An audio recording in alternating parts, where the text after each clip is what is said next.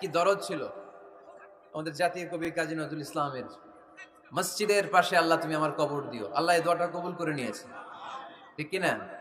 আপনার কবরের পাশে মসজিদ আছে না নাই? আছে।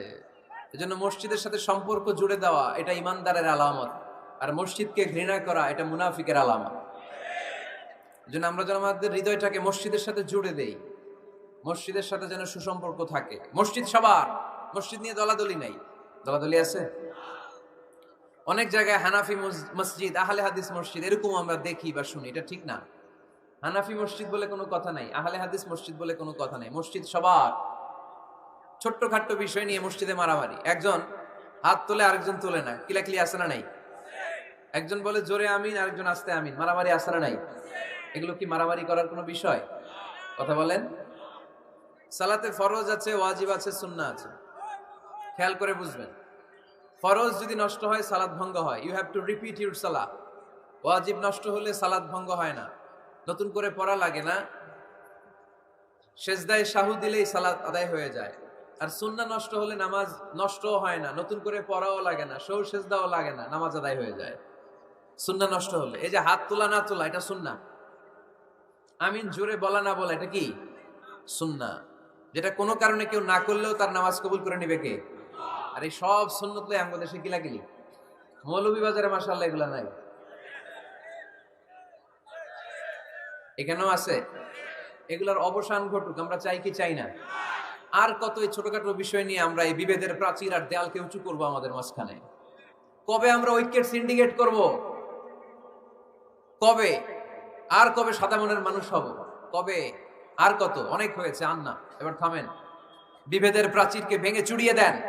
ঐক্যের এমন সিন্ডিকেট গড়তে হবে যাতে কোনো অপশক্তি ঐক্যকে ভাঙতে না পারে, বানচাল করতে না পারে। চিল্লায় বলেন ঠিক কিনা? এজন্য মিউচুয়াল রেসপেক্টের দরকার, পারস্পরিক শ্রদ্ধাবোধ সব ক্ষেত্রে, রাজনীতিতে, সামাজিক অ্যাক্টিভিটিসে আমাদের আলেম ওলামাদের মধ্যে পারস্পরিক শ্রদ্ধাবোধের দরকার, মিউচুয়াল রেসপেক্ট। কেউ কাউরে রেসপেক্ট করে না, আমি যেটা বুঝছি এটাই সব, বাকি সব হারাম, এরকম বলে না অনেকে? এরকম যেন না করি। তাহলে মসজিদ সবার। মসজিদ, আল্লাহর হাবিব সাল্লাল্লাহু আলাইহি ওয়াসাল্লাম খ্রিস্টানদেরকে মসজিদে ঢুকতে দিয়েছেন, আর আমরা মুসলমান ভাইয়ের জন্য মসজিদে তালা ঝুলাই দেই, আছে না নাই? আল্লাহর হাবিব সাল্লাল্লাহু আলাইহি ওয়াসাল্লাম কোথাও গেলেই প্রথমে মসজিদ বানাতেন। কি বানাতেন? মসজিদ বানাতেন। মক্কা থেকে হিজরত করে মদিনায় আসলেন, কোবায় থাকলেন কয়েক সপ্তাহ। কোবা পল্লীতে তিনি মসজিদ বানালেন, মসজিদ কোবা। ওখানে প্রতি শনিবার কেউ যদি অজু করে ওখানে যে 2 রাকাত নামাজ পড়ে, একটা কবুল উমরার সওয়াব আল্লাহ তাআলা তার আমলনামায় দিয়ে দেয়। মসজিদে কোবা বানালেন। তারপরে মদিনায় এসে মসজিদে নববী বানালেন আল্লাহর হাবিব সাল্লাল্লাহু আলাইহি ওয়াসাল্লাম, মসজিদে নববী। এটা ছিল আল্লাহ রাসূল সাল্লাল্লাহু আলাইহি ওয়াসাল্লামের বৈশিষ্ট্য। কোথাও গেলেই তিনি মসজিদ বানাতেন। মসজিদে নববী, হায় রে, এখন তো কত সুন্দর মসজিদ আমরা দেখি, আমরা যে সালাত পড়ি। আল্লাহর হাবিব সাল্লাল্লাহু আলাইহি সাল্লামের সময়ে মসজিদে নববী কি এরকম ছিল? কথা বলেন। ফ্লোর ছিল বালুর ফ্লোর। কিসের ফ্লোর? আমাদের মসজিদের ফ্লোর কিসের? টাইলস। আর আল্লাহ রাসূল সাল্লাল্লাহু আলাইহি ওয়াসাল্লামের মসজিদে নববীর ফ্লোর কিসের? কথা বলে না। তো আওয়াজ করে উত্তর দেন না কেন? কষ্ট হচ্ছে? দুপুরে খাইছেন না সবাই? কেন খান নাই কেন? রোজা রাখছিলেন? হ্যাঁ, ফজর বাদে আইছি। আচ্ছা ঠিক আছে, ঠিক আছে। আচ্ছা আচ্ছা, সাউন্ড নাই, কথা শোনা যায় না? তো এটা শুনলা কেমনে? জিজ্ঞেস করলাম কথা শোনা যায় না, কয় না। তো এটা শুনলা কি করে? মানে অল্প শোনা যায়, তাই তো? একটু পরে আমার বিদায় ঘন্টা বাজবে, আমি চলে যাব। এই তোমরা ডিস্টার্ব করতে করতে আমার সময় শেষ। তোমরা ডিস্টার্ব করলে তোমাদের লস, আমি আমার টাইমের 1 মিনিট বেশি যেতে পারবো না, কারণ এখানে আসরের সালাতের আজান শুরু হয়ে যাবে, এরপরে কোনো কথা নেই। আর বক্তব্য লম্বা করা এটা বেদাত। এই বেদাতকে আমি সুন্নাতের মধ্যে আনতে চাচ্ছি। একটা সময়ে একেবারে কমায় নিয়ে আসবো। এত প্রোগ্রামও আমি করতে চাই না। আমি ঘোষণা দিয়েছি আগামী বছরে সারা বাংলাদেশে আমার প্রোগ্রাম হবে 50টা। কয়টা? 50টা। এরপরের বছর 30টা, এরপরের বছর 20টা। বিভাগীয় প্রোগ্রাম করলেই চলবে আমার। এক এক বিভাগে যে 2 দিন 3 দিন খালাস। এত দরকার নেই, এত লম্বা চূড়ার বক্তব্যের দরকার নেই। আধা ঘন্টা চুপ করে শুনেন, কয়েকটা মেসেজ ড্রপ করি, take it with you to your home, then practice and apply in the society. নিয়ে যান, আমল করেন, সমাজের কাজে লাগান। সমাজটা আলোকিত করে দিবে কে? খুতাবুকুম তাবিলা সালাওয়াতুকুম কাসীরা।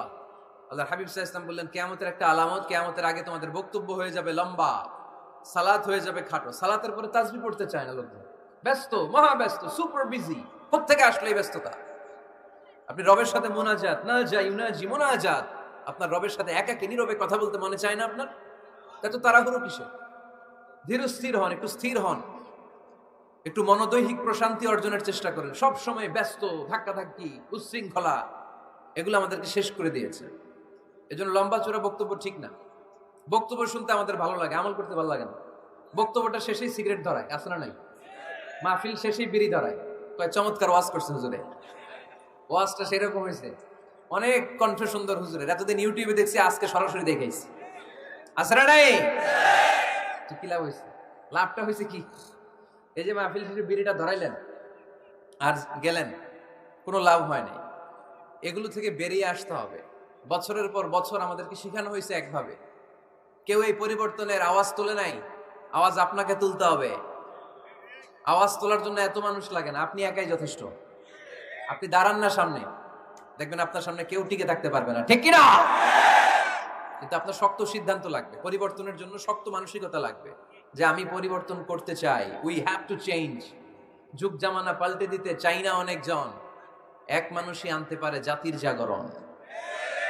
এক মানুষই বিপদকালে বাঁচায় কাফেলায়, ক্ষুদ্র ডিঙ্গি বাঁচায় জাহাজ অসীম দরিয়ায়। এজন্য আপনার শক্ত সিদ্ধান্ত পারে আপনার মৌলভীবাজারটাকে দেশের শ্রেষ্ঠ জেলা, শ্রেষ্ঠ থানা হিসেবে আল্লাহর কাছে কবুল করতে, ঠিক কিনা? এই জন্য লম্বা চূড়া আলোচনা ঠিক না। ছোটখাটো অল্প কয়েকটা মেসেজ নিয়ে যেতে পারলেই that's enough. One of the minor sign before the day of judgment, your Islamic lectures will be very longer and your salah 5 times a day will be shorter. কিয়ামতের আগে বক্তব্য লম্বা, নামাজ খাটো, তাসবিহ পড়ে না, ব্যস্ত, মহাব্যস্ত। এই মহাব্যস্ততা ছাড়েন, কোরআন সুন্নাহর দিকে ফিরে আসেন। বরকত দিবে কে? বিশ্বনবীর মসজিদে নববীর ফ্লোর বালুর ফ্লোর ছিল, আমাদের ফ্লোর টাইলস। আল্লাহর হাবিব সাল্লাল্লাহু আলাইহি ওয়াসাল্লামের মসজিদে বালি নিচে, এই বালিতেই নামাজ পড়তেন। বৃষ্টি হলে কাদামাটি হয়ে যেত, কাদামাটিতেই সেজদা করতেন। সেজদা করলে কাদার মাটি আল্লাহর হাবিব সাল্লাল্লাহু আলাইহি ওয়াসাল্লামের নাকে আর কপালে লেগে যেত। তিনি সালাম ফিরিয়ে সাহাবাদের দিকে মুখ ফিরিয়ে বসলে দেখতেন প্রতিটা সাহাবীর নাকে আর কপালে কাদার মাটি মিশে আছে।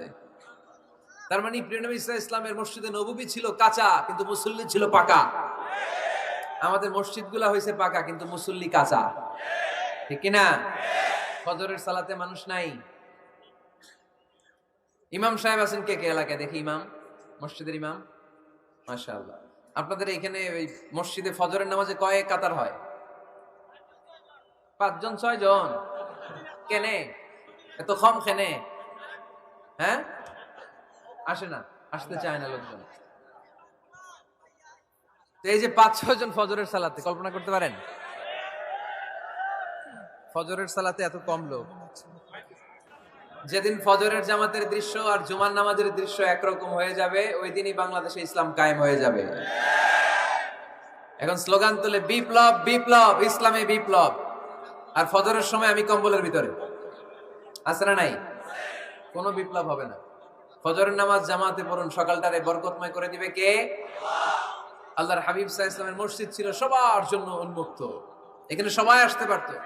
এজন্য মসজিদ হবে সবার। আমরা মসজিদের আবাদকারী হতে চাই। এজন্য রাব্বুল আলামিন বলেন, ইন্নামা ইয়া'মুরু মাসাজিদাল্লাহি মান আমানা বিল্লাহি ওয়াল ইয়াউমিল আখির ওয়া আকামাস সালাতা ওয়া আতাজ যাকাতা ওয়া লাম ইয়াখশা ইল্লাল্লাহ ফাআসা উলাইকা আন ইয়াকুনু মিনাল মুহতাদিন। সুবহানাল্লাহ পড়েন। রব্বুল আলামিন বললেন, মসজিদের আবাদকারী হবে তারা যারা আল্লাহর প্রতি ঈমান আনে, আখিরাতের প্রতি ঈমান আনে, যারা সালাত কায়েম করে, যারা যাকাত আদায় করে, যারা দুনিয়ার কাউকে ভয় পায় না, ভয় পায় একজনকে। চিল্লায় বলেন তিনি কে? যাদের হৃদয়ে আছে আল্লাহর ভয়, তারা কবু পথ ভুলে যায় না।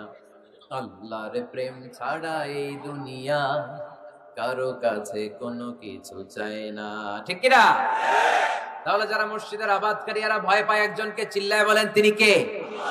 মসজিদের আবাদকারীদের প্রথম গুণ, তারা আল্লাহ বিশ্বাস করে, তারা আখিরাতে বিশ্বাস করে, তারা সালাত কায়েম করে, তারা যাকাত আদায় করে, তারা আল্লাহ ছাড়া পৃথিবীর কাউরে ভয় পায় না।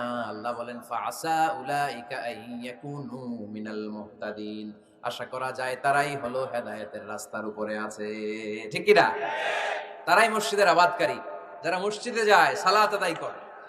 এখন মসজিদের আবাদকারী আপনি হতে চান, আপনি মসজিদে যান না, আপনি আবাদকারী হতে পারবেন? মসজিদের অনেক সভাপতি আছে মসজিদে যায় না, আছে না নাই? মৌলভীবাজারে এই সমস্যা বোধহয় নাই। মসজিদের সেক্রেটারি মসজিদে যায় না, আছে না নাই? তাহলে হইলো, এটা হইলো, এটা মেনে নেওয়া যায়? এই জন্য সভাপতি সাহেবরা, আপনি কষ্ট করে মসজিদ বানিয়েছেন, মসজিদে যাবেন। এই কথা বলেন কেন? এত দিকে বিশৃঙ্খলা হইলে কেমন হবে? বসেন আর অল্প কয়েক মিনিট।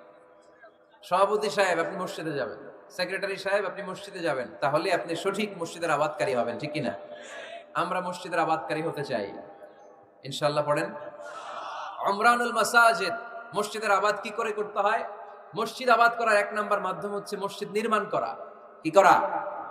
নির্মাণ করা। খেয়াল করবেন, আল্লাহর হাবিব সাল্লাল্লাহু আলাইহি ওয়াসাল্লাম বলেছেন, মান বানা মসজিদান মিন মালিহি ফিদ দুনিয়া বানাল্লাহু লাহু বাইতান ফিল জান্নাহ। যে ব্যক্তি নিজের পকেটের টাকা খরচ করে দুনিয়াতে মসজিদ বানায়, আল্লাহ তাআলা তার জন্য জান্নাতে ঘর বানায়। 60টা জিনিস মানুষ মরে যাওয়ার পরে তার কবরে পৌঁছতে থাকে। ইন্না মিম্মা ইয়ালহাকুল মুমিন মিন হাসানাতিহি বা'দা মাউতিহি। মানুষ মরে যাওয়ার পরেও যে 60টা জিনিস তার কবরে পৌঁছায়, তার মধ্যে একটা হচ্ছে মসজিদান বানাহু। সে যে মসজিদ বানিয়ে গিয়েছে, ওই মসজিদের সওয়াব। সুবহানাল্লাহ পড়ে। আপনি টাকা দিয়ে মসজিদ বানিয়ে দিলেন, ওই মসজিদে মুসল্লিরা নামাজ পড়ে, রোজাদাররা এসে ওখানে ইফতার খায়, তাহাজ্জুদ আদায়কারীরা তাহাজ্জুদ পড়ে, তাদের সওয়াবের কমতি হবে না, কিন্তু তাদের সওয়াবের একটা পার্সেন্টেজ সওয়াব যে ব্যক্তি মসজিদ বানালো তার আমলনামায় আল্লাহ ঢুকিয়ে দেয়। এজন্য বেশি বেশি মসজিদ বানাতে রাজি আছেন তো? তাহলে মসজিদ আবাদ করার প্রথম মাধ্যম হচ্ছে মসজিদ বানানো। 2 নাম্বার মাধ্যম হচ্ছে মসজিদে যে জামাতে সালাত আদায় করা। জামাতে সালাতুল জামাআ তাফদুলু সালাতাল ফাযযি বি27 দারাজা। ঘরে নামাজ পড়লে একা একা পড়লে যেই সওয়াব, জামাতে পড়লে 27 গুণ বেশি সওয়াব। সুবহানাল্লাহ বলতে পারলেন না? হে নামাজি আমার ঘরে নামাজে পড়ো আজ, দিল মে তোমার চরণ তলে হৃদয় যায় নামাজ। হে নামাজি আমার ঘরে নামাজে পড়ো আজ, দিল মে তোমার চরণ তলে হৃদয় যায় নামাজ। পড়েন আল্লাহু আকবার। কি সুন্দর লিখেছেন কাজী নজরুল ইসলাম। মসজিদ কেমন যেন মসজিদ তার নিজের ভাষায় আল্লাহর কাছে কেঁদে কেঁদে ফরিয়াদ জানায়, আল্লাহ নামাজিরা আমার ঘরে আসে না, কি সুন্দর টাইলস, কি সুন্দর মুসল্লা, কি সুন্দর এয়ার কন্ডিশন, সব আছে কিন্তু মুসল্লি নাই। ঠিক কিনা? মসজিদগুলো আল্লাহর কাছে ফরিয়াদ জানায়। এজন্য আমরা যেন মসজিদমুখী হই। কি মুখী? আওয়াজ করে বলতে হবে, কি মুখী? মসজিদমুখী। তাহলে মসজিদ আবাদের 1 নাম্বার পদ্ধতি মসজিদ বানানো। 2 নাম্বার মসজিদে বেশি বেশি যে জামাতে সালাত আদায় করা। 3 নাম্বারে মসজিদের সাথে সম্পর্ক জুড়ে দেওয়া, হৃদয়টা যেন সবসময় মসজিদের সাথে লেগে থাকে। আল্লাহর হাবিব সাল্লাল্লাহু আলাইহি ওয়াসাল্লাম বললেন, সাবআতুন ইউযিল্লুহুমুল্লাহু ফি যিল্লি ইয়াওমা লা যিল্লা ইল্লা যিল্লু। 7 শ্রেণীর ব্যক্তিকে আল্লাহ তাআলা কিয়ামতের দিন আরশের নিচে ছায়া দিবে, যেদিন আল্লাহর আরশের ছায়া ছাড়া কোনো ছায়া পৃথিবীতে থাকবে না। সেই দিনটা কি এই দিনের মতো? কিয়ামতের দিনটা আজকের এই দিনের মতো হবে? 50,000 বছর হবে। এটা লেন্থ, এটা ডিউরেশন। কাআন সাফসাফা লা তারা ফিহা ইওয়াজা ওয়ালা আমতা। লেভেল প্লেইং ফিল্ড, তামার জমিন। একটু কল্পনা করেন তো ওই দিনটা কত ভয়ঙ্কর। বাবা ছেলেরে চিনবে না ওই দিন, ছেলে বাবারে চিনবে না, স্ত্রী স্বামীকে চিনবে না, স্বামী স্ত্রীকে চিনবে না, পীর সাহেব মুরিদ চিনবে না, মুরিদ পীর সাহেবকে চিনবে না, নেতা কর্মীকে চিনবে না, কর্মী নেতাকে চিনবে না। হায় হায়, ইয়া নাফসি বলে কাঁদবে। সূর্যটা মাথার কাছে চলে আসবে, সূর্যের তাপে মাথার মগজগুলো গলে গলে নাকের ছিদ্র আর কানের ছিদ্র দিয়ে টপ টপ করে বেয়ে বেয়ে পড়বে। তৃষ্ণায় মানুষগুলো পাগল পাড়া, জিহ্বাটা বের হয়ে নাভি পর্যন্ত ঝুলতে থাকবে। সেদিন সবাই পাগলের মতো ছুটতে থাকবে, কোনো ছায়া নাই আল্লাহর আরশের ছায়া ছাড়া। আল্লাহর হাবিব বললেন 7 শ্রেণীর ব্যক্তিকে আল্লাহ তাআলা আরশের নিচে ছায়া দিবেন। এর মধ্যে 1 শ্রেণীর ব্যক্তি রাজুলুন কলবুহু মুআল্লাকুন বিল মাসাজিদ। ওই ব্যক্তি যার হৃদয়টা সব সময় আল্লাহর মসজিদের সাথে লেগে থাকে। মসজিদের সাথে যার হৃদয় লেগে থাকে তাকে আরশের নিচে ছায়া দিবে কে? আল্লাহ। এজন্য মসজিদের সাথে যেন আমাদের হৃদয়গুলো লেগে থাকে। অনেকেই দেখবেন এত ভালো নামাজি, জোহর পরে টেনশন করে আসরটা কই পড়বো, আসর পরে চিন্তা করে মাগরিবের সময় আমি কোথায় থাকবো, মাগরিবের সময় টেনশন, ইস এশাটা হয়ে গেলেই তো শেষ। এরকম লোক আছে না নাই? এদেরকে সেই কঠিন ভয়াবহ দিনে আরশের নিচে ছায়া দিবে কে? তারপরে মসজিদ আমাদের 4 নাম্বার পদ্ধতি, মসজিদকে পরিচ্ছন্ন রাখা, মসজিদকে ঝাড়ু দেয়া। মসজিদকে যারা পরিষ্কার করে তাদের হৃদয়ের যন্ত্রণা দূর করে দেয় কে? সাইয়েদনা ইব্রাহিম আলাইহিস সালাম এবং ইসমাঈল আলাইহিস সালামকে আল্লাহ তাআলা আদেশ করেছেন, তাহহিরা বাইতিয়া লিত-তাইফিনা ওয়াল আকিফিনা ওয়ার রুকআইস সুজুদ। হে ইব্রাহিম, ইসমাঈল, বাপ বেটা দুইজন মিলে মসজিদ ঝাড়ু দাও। কি ঝাড়ু দাও? মসজিদেরি ঝাড়ু বড়দার, ও কামারে হাত শোনো আমার মুনাজাত। পড়েন, শোনো শোনো ইয়া ইলাহি আমার মুনাজাত, শোনো আমার মুনাজাত। পড়েন আমিন। মসজিদ ঝাড়ু দেওয়া মসজিদ আমাদের অন্তর্ভুক্ত। আপনারা কেউ কোনোদিন মসজিদ ঝাড়ু দিয়েছেন নাকি? কে কে দিয়েছেন দেখি? সবাই? সবাই মসজিদের খাদেম? মাশাআল্লাহ। আমিও দিছি মসজিদ ঝাড়ু, অনেক দিছি। মাশাআল্লাহ, আল্লাহ তুমি কবুল করো। যাদের হৃদয়ে বড় জ্বালা, ফ্যামিলিতে সুখ নাই, শান্তি নাই, তারা হৃদয়ে প্রশান্তি আনতে চাইলে এতিমখানায় যাবেন, এতিমের মাথায় হাত বুলিয়ে দিবেন, এতিমের মুখে খাবার তুলে দিবেন। আপনার হৃদয়টারে নরম করে দিবে কে?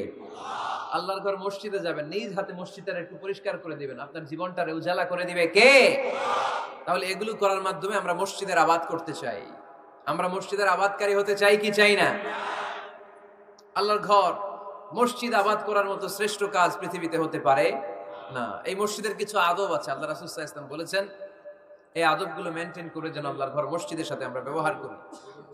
মসজিদের 1 নম্বর আদব হচ্ছে মসজিদে ওযুর সাথে প্রবেশ করা। কিসের সাথে? ওযু করে পরিচ্ছন্ন হয়ে মসজিদে প্রবেশ করা। এজন্য অপবিত্র অবস্থায় গোসল ফরজ, এরকম অবস্থায় মসজিদে ঢোকা যাবে? কথা বলেন, ঢোকা যায়? যেই নারীদের মাসিক চলতেছে, মেনস্ট্রুয়েশনাল পিরিয়ড চলতেছে, ওই নারীদের পক্ষে মসজিদে ঢোকা জায়েজ আছে? নাই। তাহলে এটা হলো 1 নাম্বার আদব। মসজিদে ঢোকার সময় কি করে ঢুকবো? ওযু করে। আওয়াজ করে বলেন, কি করে ঢুকবো? ওযু করে। 2 নাম্বার আদব হচ্ছে মসজিদে যাওয়ার সময় সবচেয়ে ভালো জামাটা পরে যাব, সবচেয়ে ভালো পাঞ্জাবিটা পরে যাব। জানতো আপনারা? না সবচেয়ে সিরাটা পরে যান?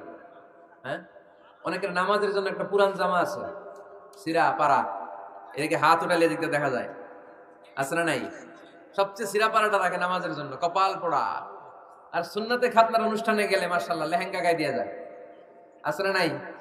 না, আপনি ইবাদতের জন্য সবচেয়ে সুন্দর জামাটা রাখবেন। এজন্য রাব্বুল আলামিন বলেন, ইয়া বানি আদম খুযু যিনাতাকুম ইনদা কুল্লি মসজিদ। ও বনি আদম, তুমি যখন আল্লাহর ঘর মসজিদে ঢুকবা, ও বনি আদম, তুমি যখন নামাজের মুসল্লায় দাঁড়াবা, তোমার সবচাইতে দামি, সবচাইতে সুন্দর জামাটা গায়ে দিয়ে তুমি নামাজে দাঁড়াও। ঠিক কি না? তাহলে এখন মসজিদে যাওয়ার সময় কি গায়ে দিয়ে যাবেন বলেন? ফিতা করবেন? হ্যাঁ, মাশাআল্লাহ। হ্যাঁ, সবচেয়ে ভালো কাপড়টা আয়রন করে পারফিউম মেখে তারপরে আমরা যাব। রাজি আছেন তো? 3 নাম্বার আদব হচ্ছে মসজিদে ঢোকার সময় বাম পা দিয়ে ঢুকতে হয়।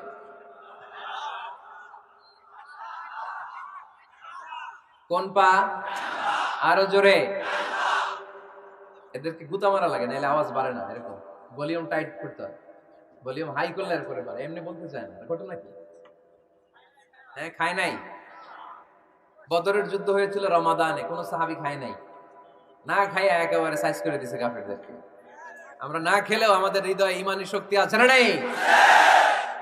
এই তো বোঝা যাচ্ছে ইমানি শক্তি আছে। এতক্ষণ আছিল কই? তো মসজিদে ঢোকার সময় কোন পা দিয়ে? এগুলো মনে থাকে আমাদের? ভুলা যাই আমরা, খেয়াল থাকে না তো এগুলা। এত কিছু মনের মধ্যে রাখলে এগুলো মনে থাকবে কেমনে? মসজিদে ঢোকার সময় কোন পা? আরো জোরে। বেরোয়ার সময় কোন পা? মনে থাকবে?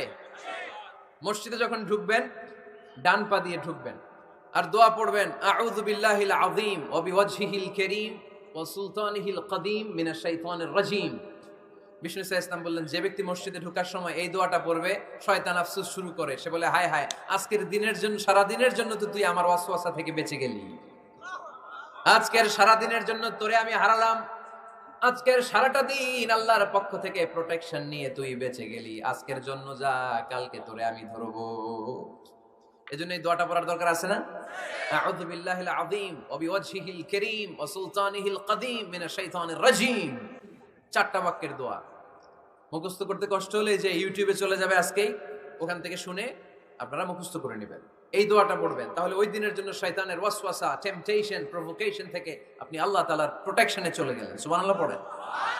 তারপর আল্লাহর হাবিব বললেন, ঢুকার আগে আমারে সালাম দাও। পড়বেন, আসসালামু আলাইকা আইয়ুহান নাবিয়্যু ওয়া রাহমাতুল্লাহি ওয়া বারাকাত। এই দুইটা জিনিস যখন করে ফেললেন, তখন ডান পা দিয়ে পড়বেন, আল্লাহুম্মা আফতাহ লি আবওয়াবা রাহমাতিক। সুবহানাল্লাহ পড়েন।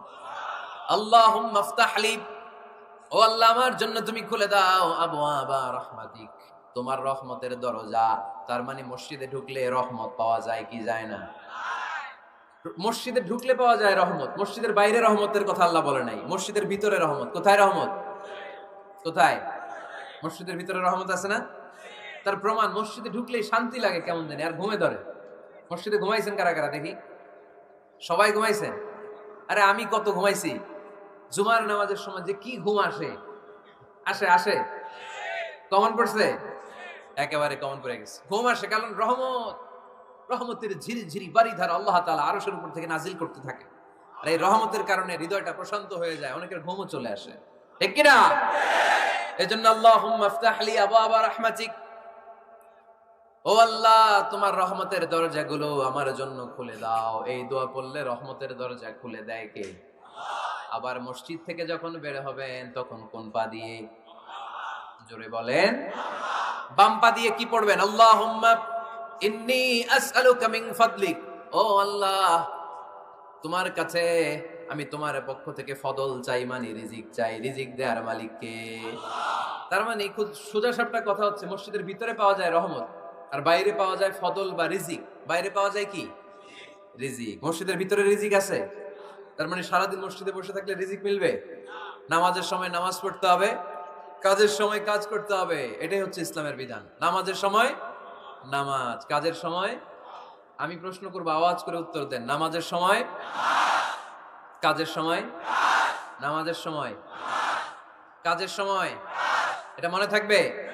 এজন্য আল্লাহ বলেন, ফাইদা কুদিয়াতিস সালাতু ফান্তাশিরু ফিল আরদি ওয়াবতাগু মিন ফাদলিল্লাহ। যখন তোমাদের সালাত শেষ হয়ে যায়, আল্লাহর রিজিক অন্বেষণের জন্য আল্লাহর জমিনে তোমরা ছড়িয়ে যাও।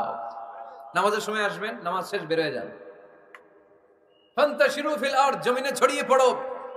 নামাজ শেষ চেয়ারম্যান সাহেব চলে যাবে ইউনিয়ন পরিষদের ভেতরে, ছাত্ররা চলে যাবে হাই স্কুলে, মেম্বার অফ দ্য পার্লামেন্ট চলে যাবে সংসদে, সেনাবাহিনীর লোকেরা চলে যাবে ক্যান্টনমেন্টে, ব্যবসায়ীরা চলে যাবে তাদের বাজারে, সিএনজি ওয়ালারা সিএনজি নিয়ে ব্যবসা শুরু করবে, রাস্তায় নেমে যাবে, চিল্লায় বলেন ঠিক কিনা? এটাই ইসলামের বিধান। নামাজের সময় নামাজ, কাজের সময়।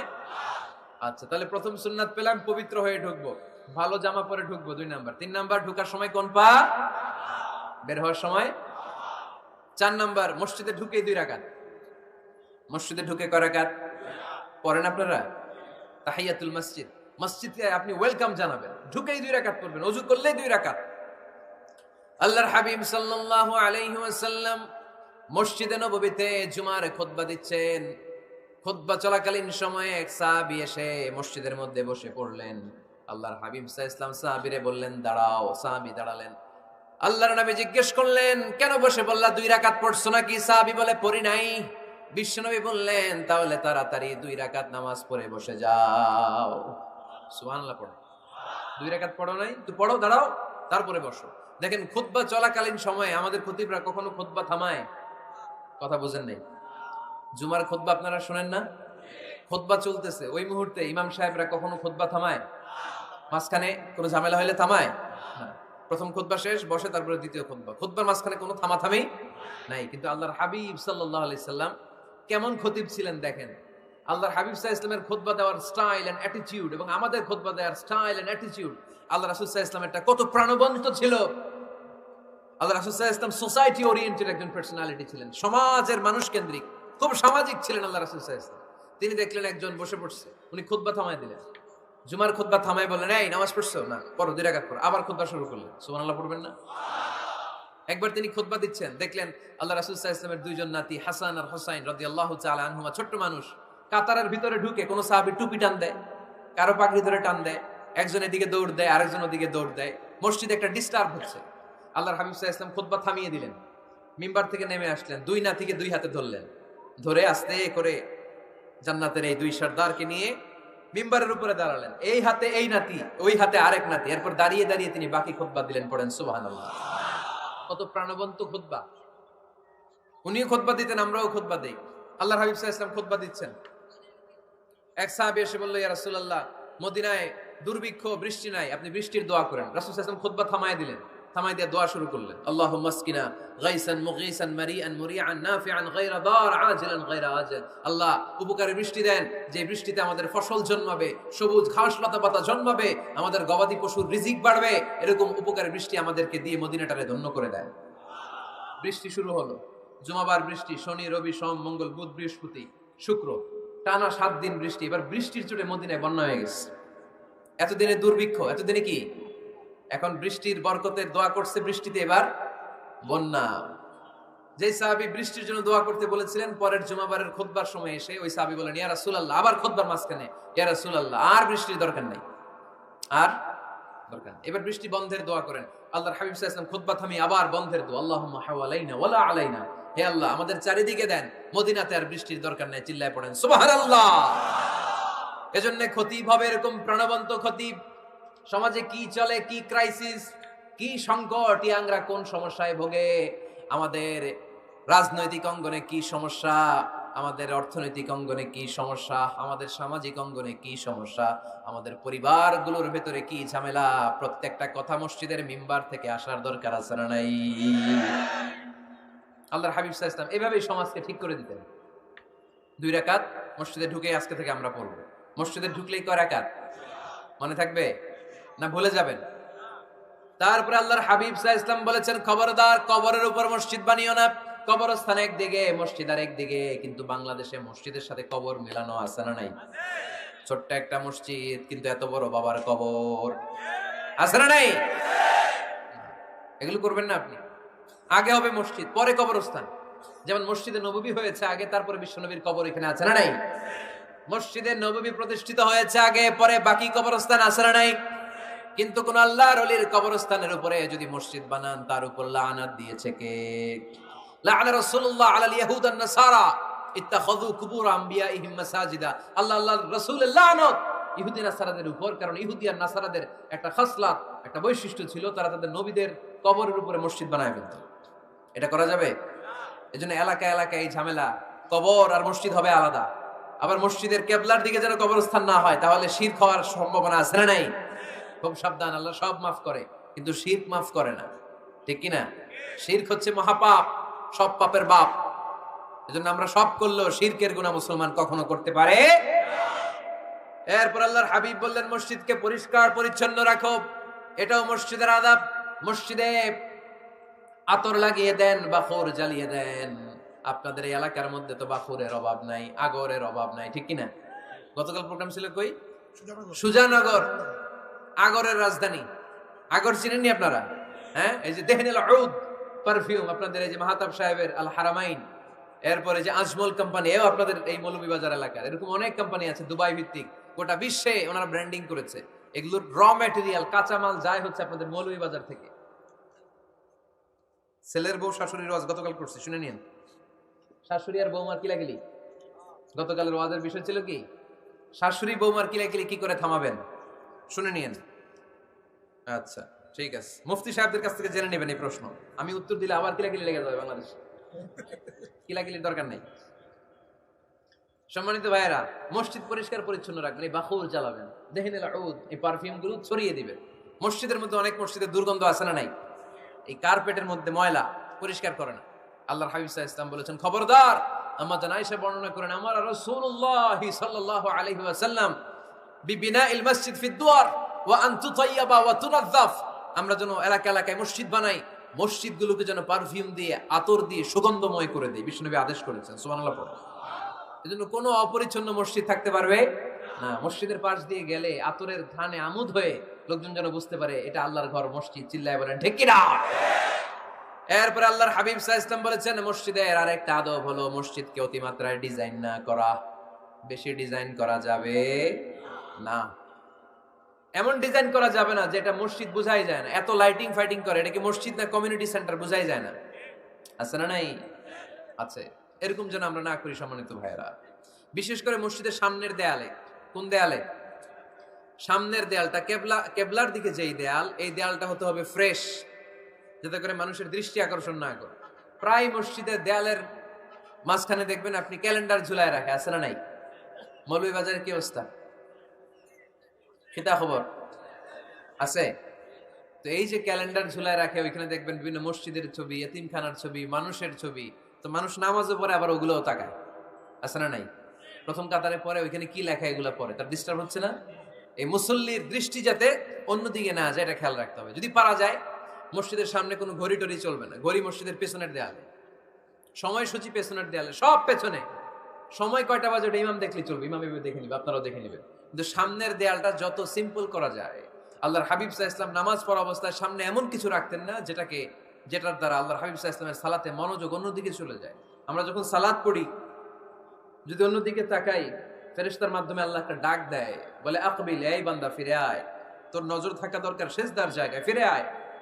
আপনি আবার যখন অন্যদিকে তাকান, আল্লাহ বলে ফিরে আয়, সিজদার দিকে তাকা।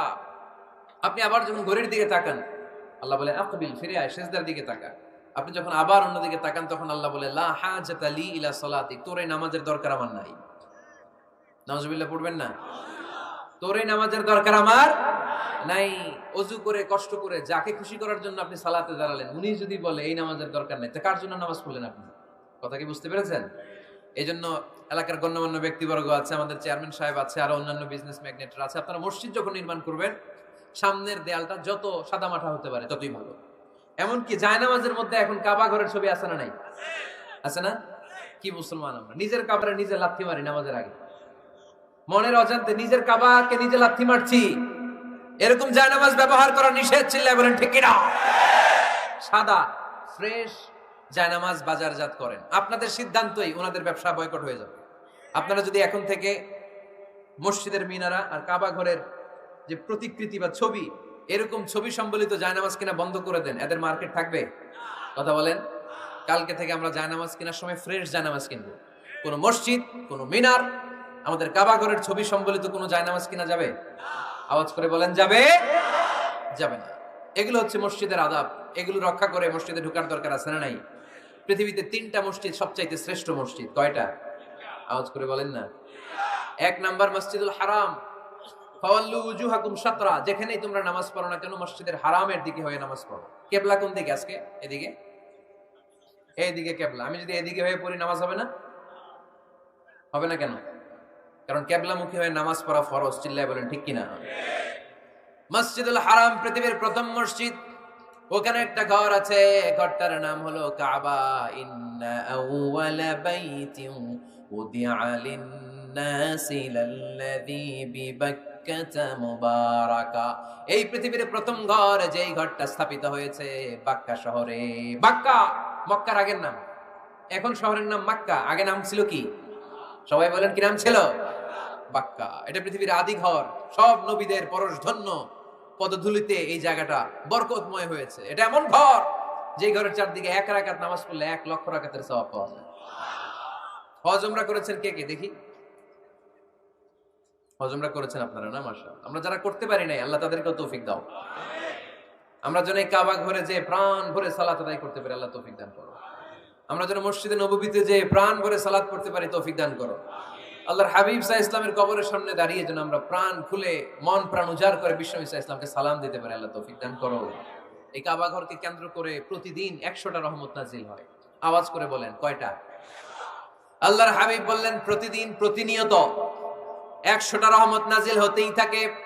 60টা রহমত তাদের উপর নাজিল হয় যারা কাবা ঘরের চারদিকে তাওয়াফ করে। 40 লিল মুসাল্লিন, বাকি 40টা নাজিল হয় যারা কাবা ঘরের পাশে নামাজ পড়ে। ওয়া 20 লিন-নাযিরিনা ইলাল কাবা। বাকি 20টা রহমত প্রতিনিয়ত নাজিল হয় যারা তাওয়াফ করে না, সালাত আদায় করে না, শুধু কাবার গিলাফের দিকে তাকিয়ে থাকে।